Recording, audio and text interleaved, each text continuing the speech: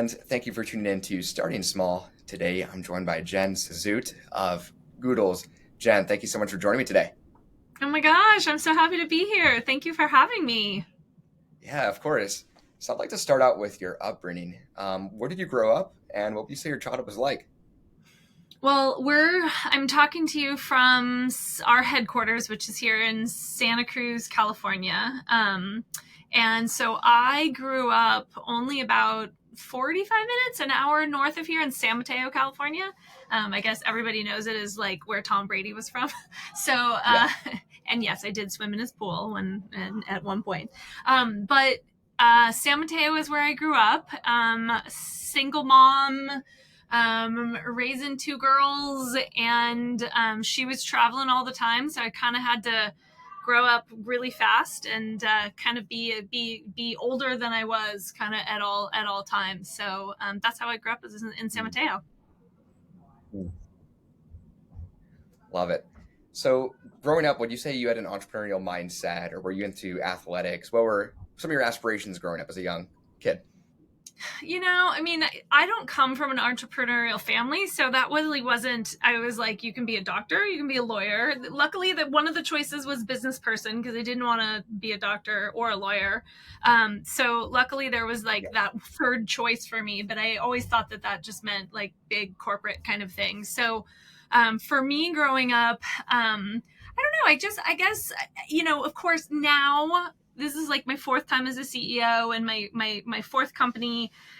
So when I go back to like a high school reunion and I say what I do, they're like, "Oh my gosh, you were always so entrepreneurial." I'm like, "What are you talking about? Like it didn't even cross my mind." But they're like, "You used to," and they list off all these things, and it's true. Like I did. Even growing up, I was always like, I had a restaurant that I was running out of our house, and I would hire people or make little menus and try to sell food to all the neighborhood kids. I always had like some little business. I was always like selling things on the street or starting a little thing. I mean, I was like, student body president Yeah. and all that kind of stuff. So I Wow. guess I did have a little entrepreneurial bent even from the very beginning. But I would have to say, the craziest kind of twist I probably landed me here is just in my neighborhood, walking my dog. There was a sign literally on a tree, and it was like, "I travel a lot. Will you walk my dog for me?" And I was like, "I'm walking my dog anyway. I'll walk somebody else's dog." So I just replied to this sign on a tree. And it turned out that the woman who needed her help with her dog, getting her dog walked, Mm. was this really high powered consultant to lots of famous CEOs like Chuck Schwab Wow. and Andy Grove of Intel and Mary Kay Ash from Mary Kay Cosmetics and like all of these sorts of things. And so she was gone all the time because she was a coach to these amazing CEOs. And I was just Yeah. taking care of her dog. But we kind of hit it off, and I asked a million questions and I wouldn't take no for an answer. And so it kind of Mm. turned out that I ended up kind of assisting her as she ran these conferences and met with all these amazing people. And I ended up kind of rubbing elbows when I was 13 or 14 years old with some incredible leaders and CEOs. And so I just kind of found myself in this really amazing air of leaders. And it probably was there that I kind of said, Mm. wow, that's kind of cool. I want to do something like that. So yeah, I mean, when in doubt, reply to a sign on a tree. That's all I can say. Yeah. Love it. Love it. So growing up in the West Coast, you then eventually went to the Midwest. So what was that transition like? What led you to go to Michigan, and kind of what did you study Yeah. there too? What was that experience like? Well, I actually didn't think I was going to go to business school because I did a study abroad in Paris and actually was working in and running a restaurant there, and ended up actually building like this franchise manual of operations, and that ended up getting bought by some brothers here in the United States, and it became Cosi, COSI, the restaurant chain. And it kind of blew up all over the United States. I was like, wait, that's my a restaurant. Like, what? How does that happen? So I kind of thought that I was going to go into the restaurant world. I was like, oh my gosh, food, food, food. I was part of the IAWCR, the International Association of Women Chefs and Restaurateurs. I learned as much as I could Wow. about cooking and restaurants and stuff in Paris. So when I came home, I was like, oh my gosh, that's what I'm going to do. And I actually worked in like my perfect dream restaurant, the one that was closest to what I want to do.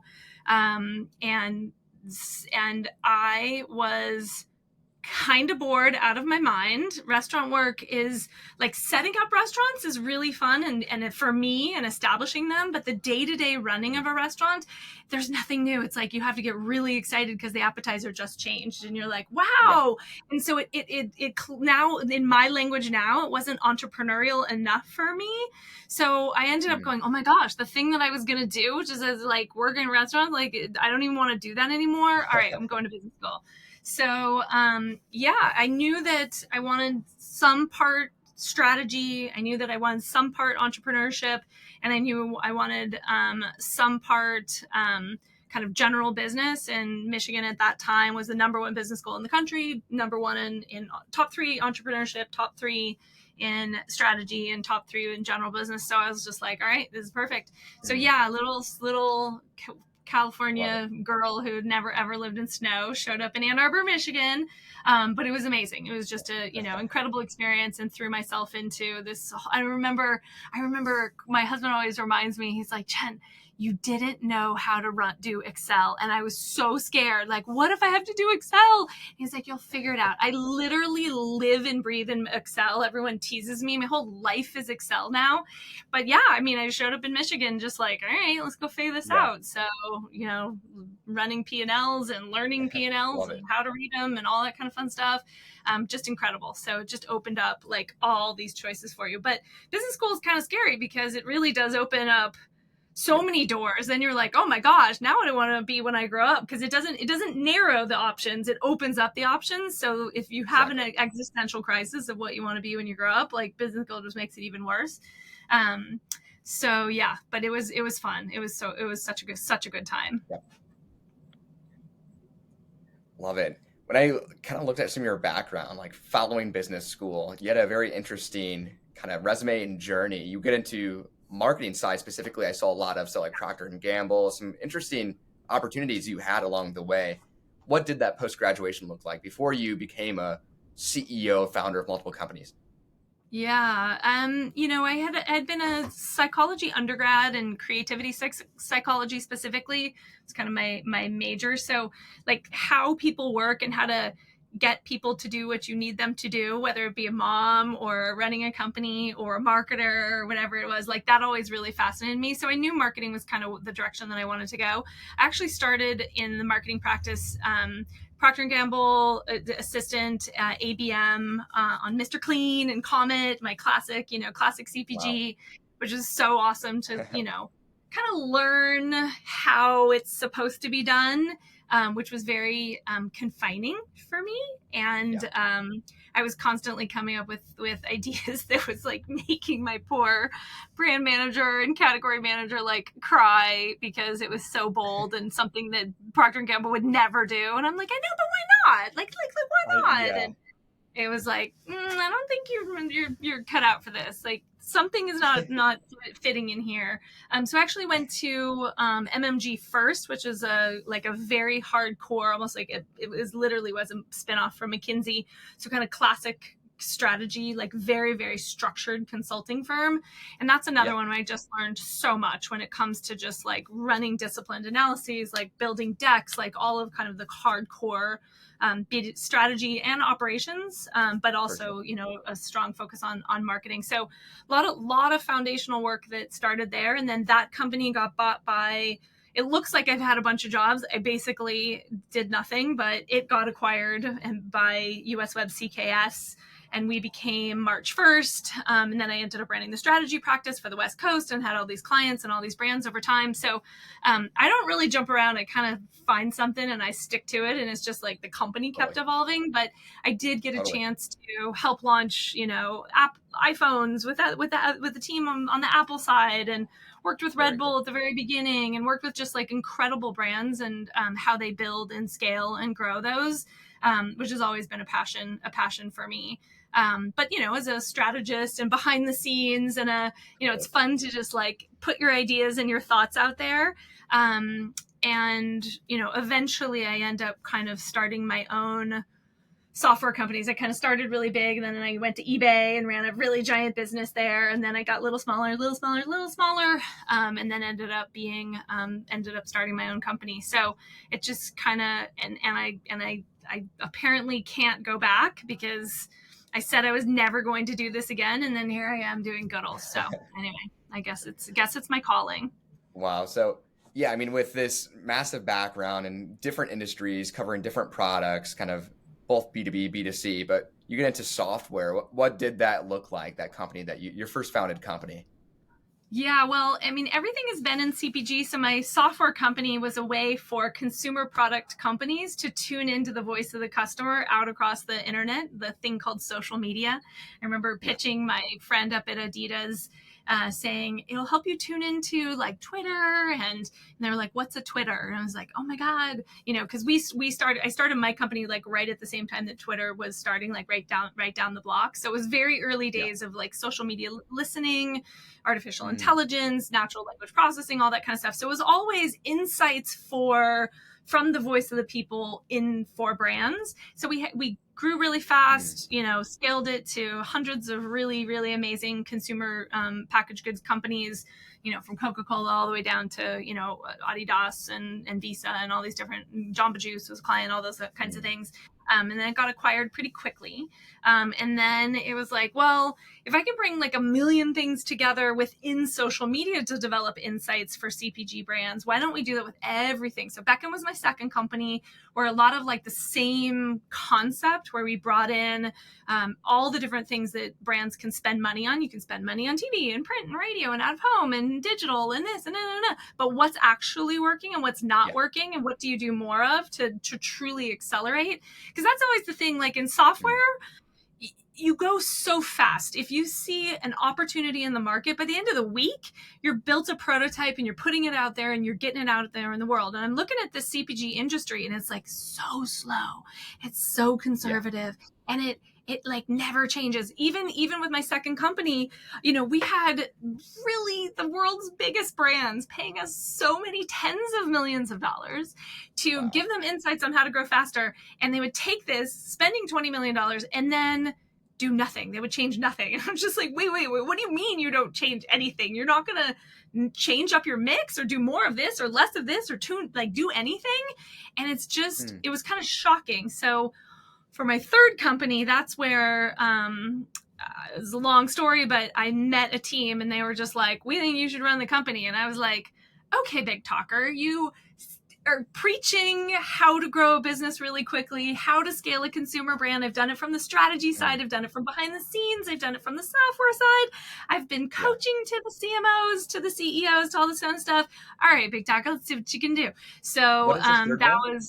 this is my third one. That was Cerebelli, and I wasn't a Yeah. founder. I was just the CEO, but just took it from the very, very beginning and scaled it super fast. Wow. So that was the first time that I was like, okay, now I know what we're talking about. It is a little harder than I thought it was going to be. Yeah. There were I would love to hear from your point of view. I mean, your first founded company acquired so quickly. What was that experience like for you, and what kind of led yeah. the transition away from the company then too, and start another software company? Right. I think so the first time I'm a CEO, maybe there's others who just nail it out of the gate. I knew I almost didn't start that company. I guess I should tell this story, because I think that people think that entrepreneurs are like built a certain way and they're just called to take risks. I am not that kind of entrepreneur at all. So the way that my first company started, the Scout Labs, which did indeed get acquired 18 months after launch, um, was I was the head of product and marketing at another software company that was focused on these tuning into the voice of the customer in a totally different way. And the Yeah. VC wanted to meet with me within the first couple of weeks and was like, hey, what are your thoughts for this company? I was like, well, we're kind of here. I kind of want to take it here. And he's like, you know what? That's a way better idea. Here's $3 million. Go start a company. And I was like, no, no, no. Sorry. No, no, no. I'm a mom. I have a 2-year-old and a 4-year-old, and I run product and I run marketing. But like, no, that's not my thing.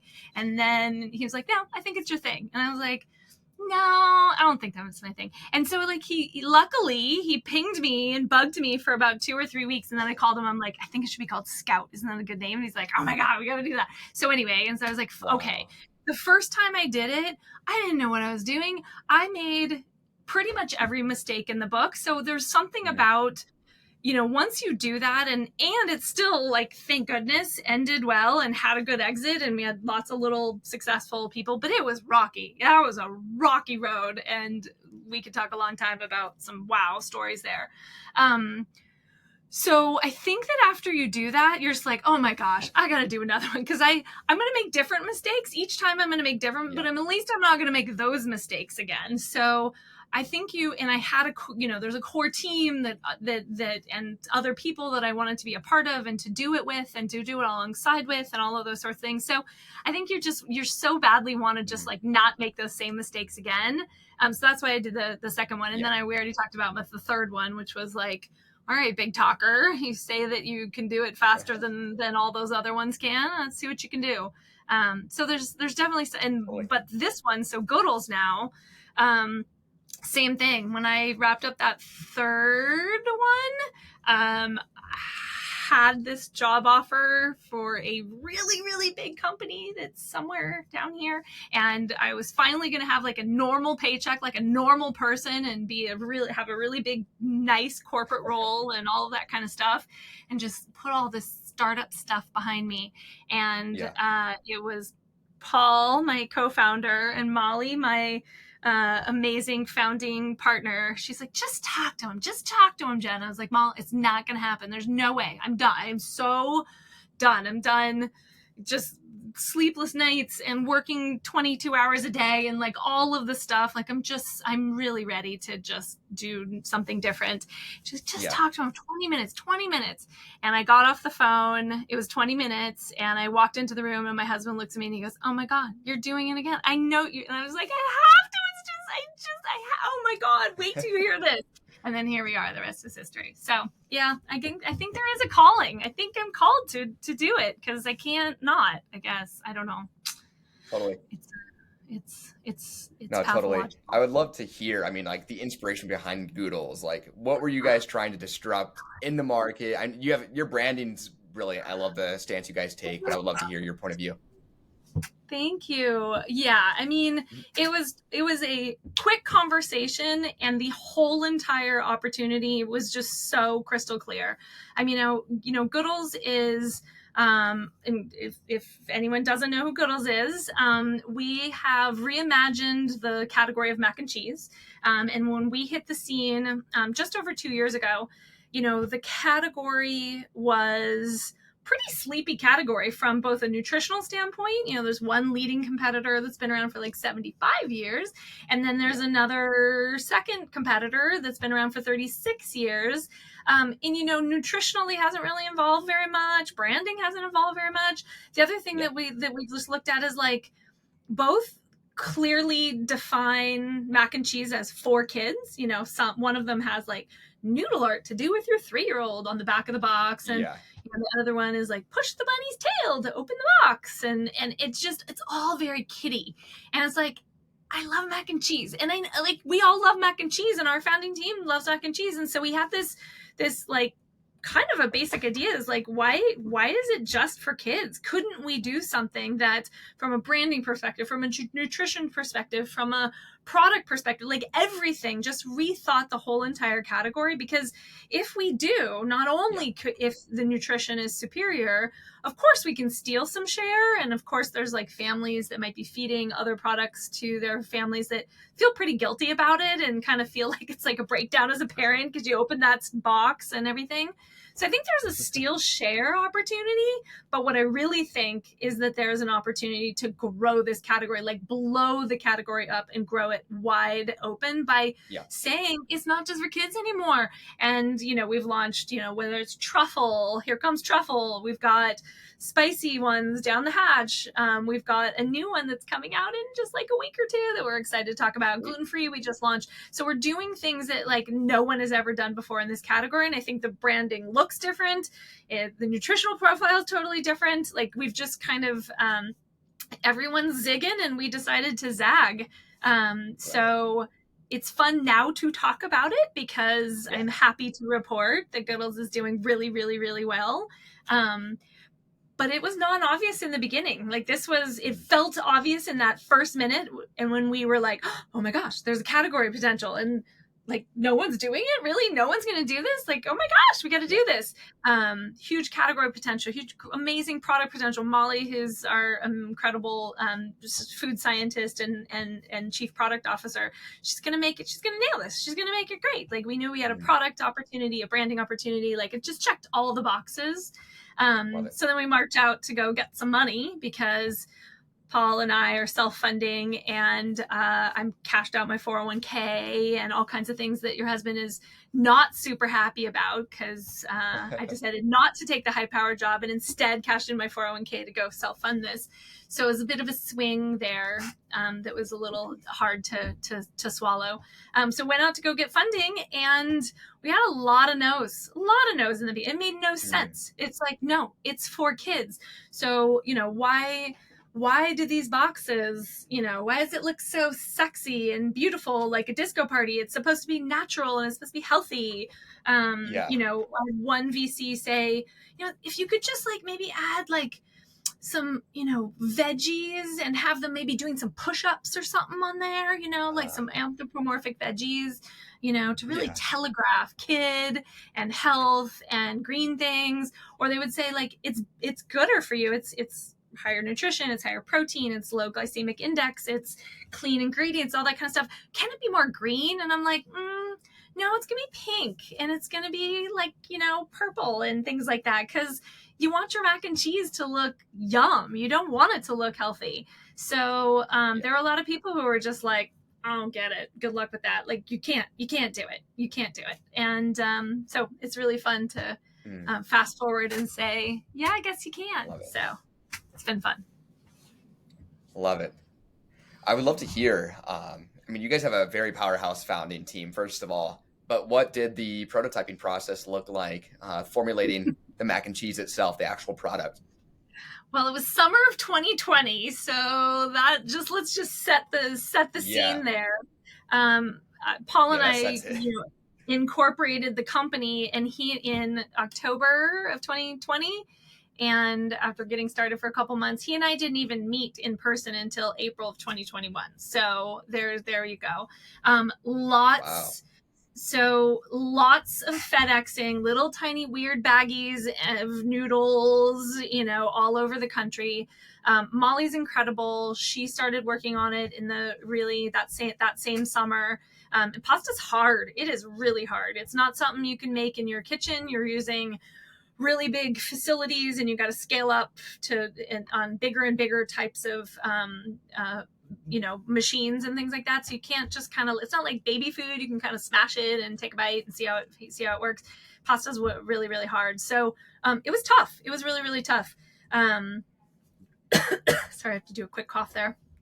And then we learned it was even trickier than we thought because what Molly learned, so mac and cheese is pasta, which has to be innovated, and it's a proprietary formula that's packed with nutrition and packed with fiber and protein and all these sorts of things, but it can't taste healthy. So that's our thing. So it has to be filled with nutrition, as much nutrition until someone can perceive it. If they can perceive it, we got to take it a little bit back down again, because nobody wants healthy mac and cheese. They want delicious mac and cheese. It happens to be really good for you. So that proprietary noodle formula was really tricky. But then mac and cheese is also cheese, so there's a cheese formulation too. And in the beginning, Molly was kind of trying to do both at the same time, and then it was like, no, time out. The noodle and the cheese it's like a marriage, and you can't, like, only one form of a noodle has to work with one form of cheese, and you can't be Yeah. moving both at the same time. Anyway, it was very, very difficult. Mm. 2,000 versions, but in order to Wow. nail our noodle and this formulation that we were able to launch with.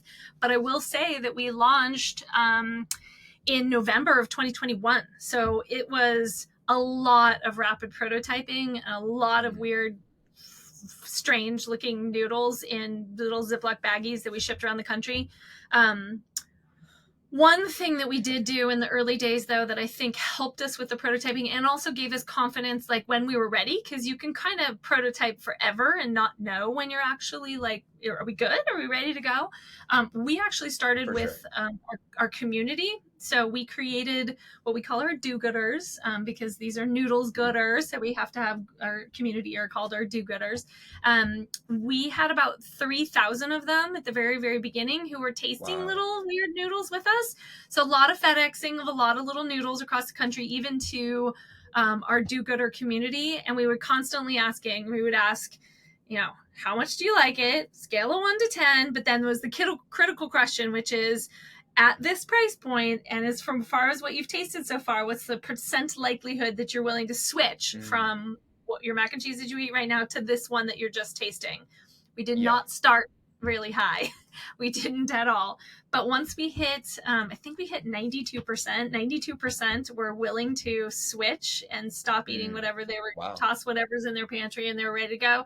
We were able to look at each other because Molly's a perfectionist. She'd be like, I think I can make it better. It's like, Molly, I think we can launch this thing, because I think, we had a really great feedback mechanism built in.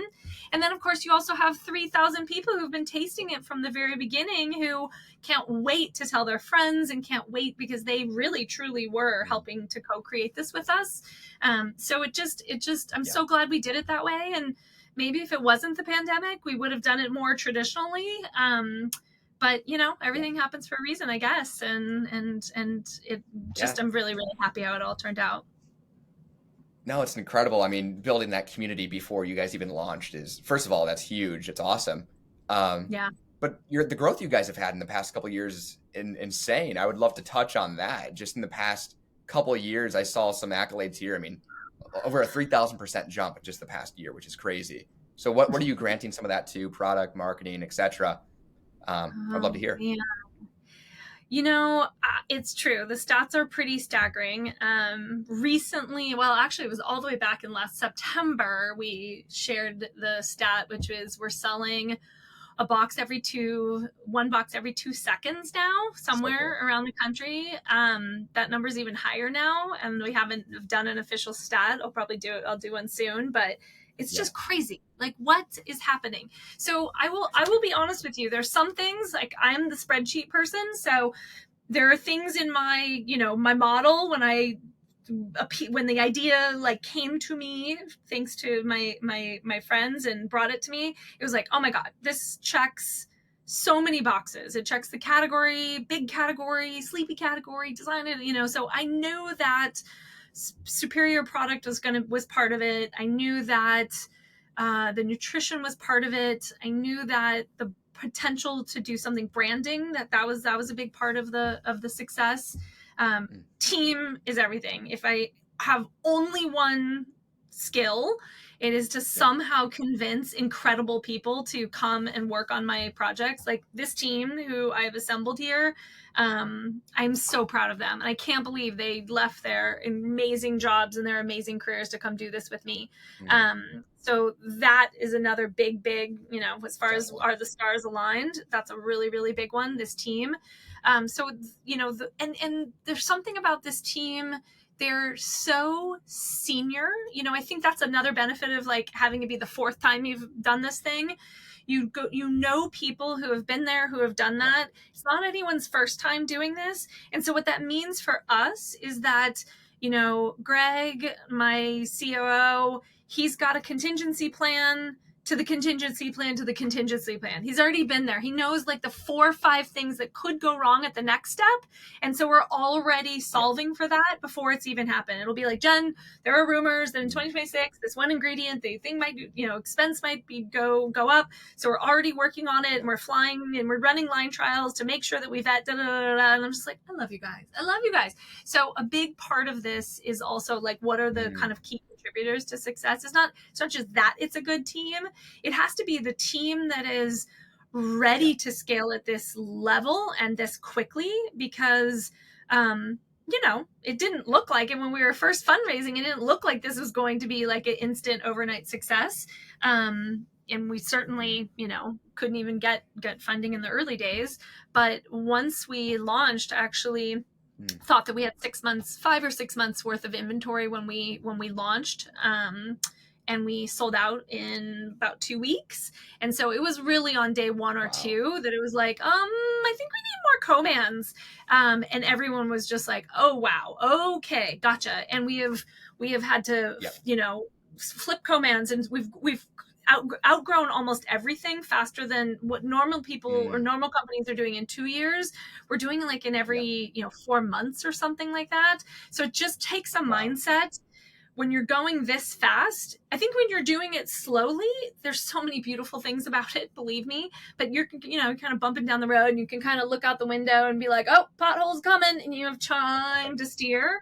But if you're going this fast, if you hit that pothole at 1,000,000 miles per hour, like the whole thing could like rattle apart. So we have to be looking out the window. We've got to have a team that's looking out the window. So, those are some of the things, from team to market to product to branding. I mean, I definitely know those are so important.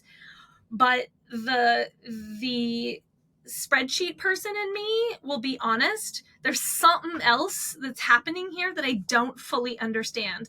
And I'm not a religious person, and I am not a woo-woo person, and I don't believe in magic, and I don't believe in pixie dust. I don't believe in any of those things. But there's something here. People are tattooing our branding on their bodies. People were dressing up as our mac and cheese that we don't know, just looking like our Chetty Mac. And this was like 9 months after our launch. We have people filming commercials for this thing. We don't know them. They're like really well done commercials. People are designing shoes.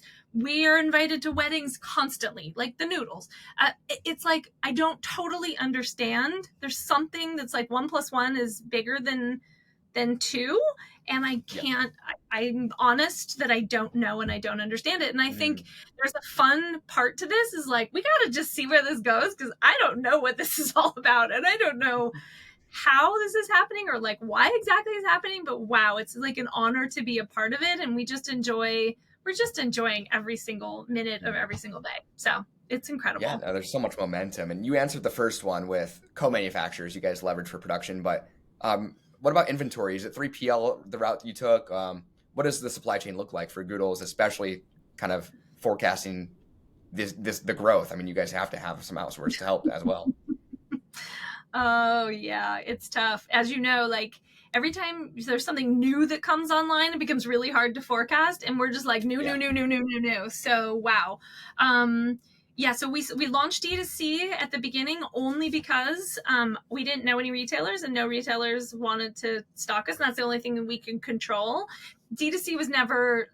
We wanted to sell wherever mac and cheese is sold, and most mac and cheese is sold in grocery stores. So D2C remains and always has been really near and dear to our heart. It's where all the new flavors launch. It's where we have our relationships direct with our customers. It's where we can poll them. We can ask them what their favorite is. We can, all kinds of direct relationships, which is so important. But we knew that we needed to be in retail as soon as possible. So our and Target was our first partner, and for whatever reason they decided to launch us nationally when we had no revenue, which doesn't usually happen.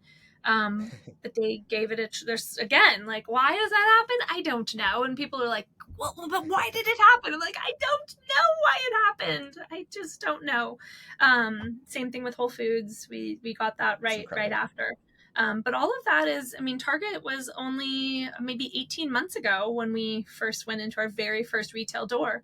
And now we're Mm. in tens of thousands of points of distribution everywhere. So yeah, it is definitely going fast, and the supply chain and how we deliver just starts getting, more complex.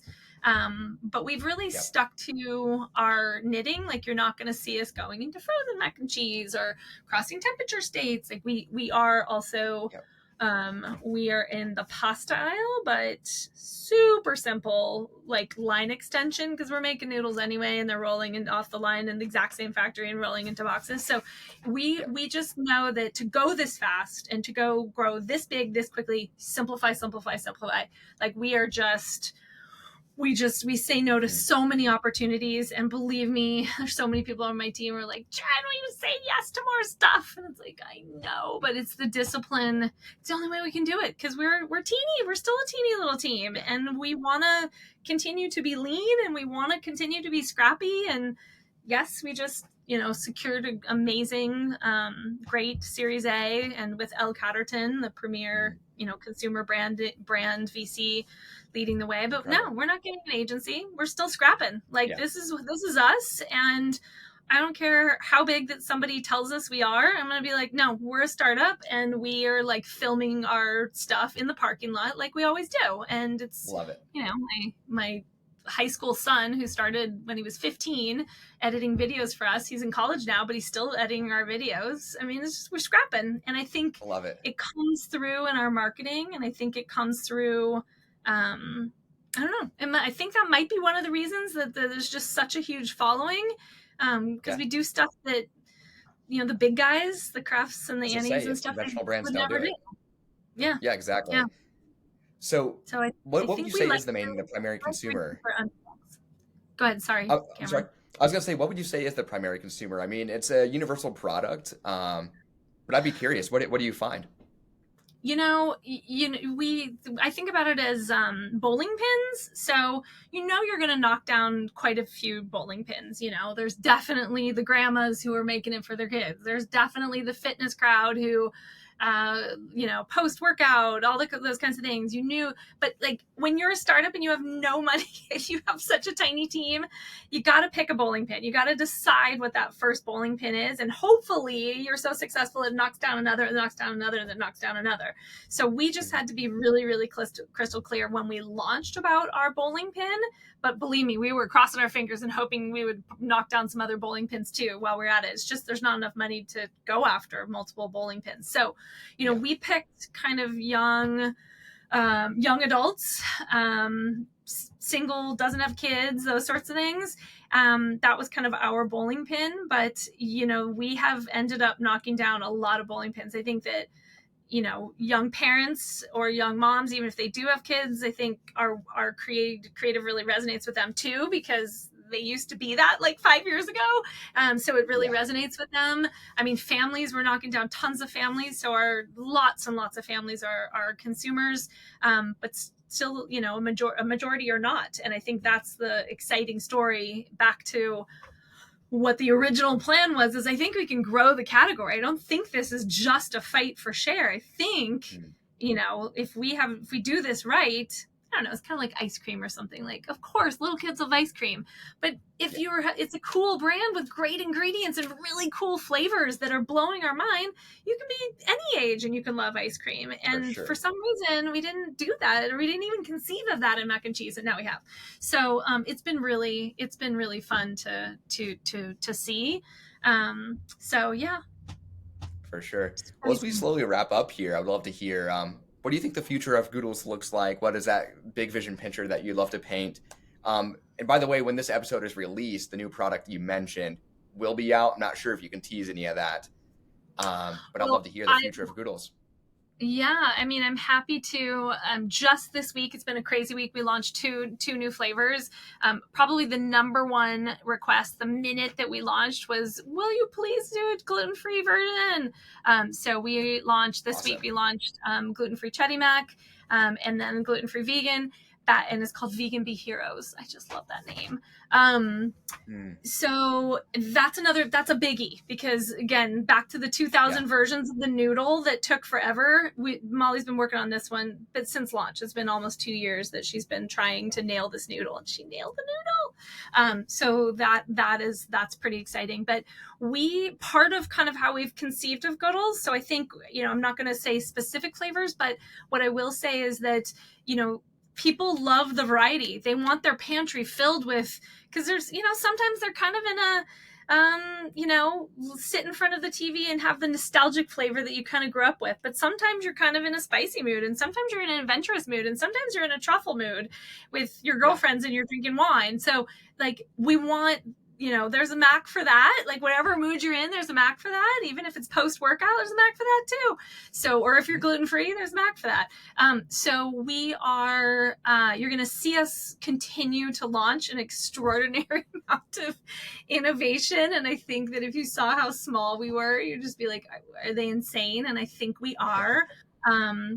But things can go faster now. So it's almost a new flavor launching every single quarter. You're going to see us go into, digital, but always sticking to our knitting. I mean, we focus.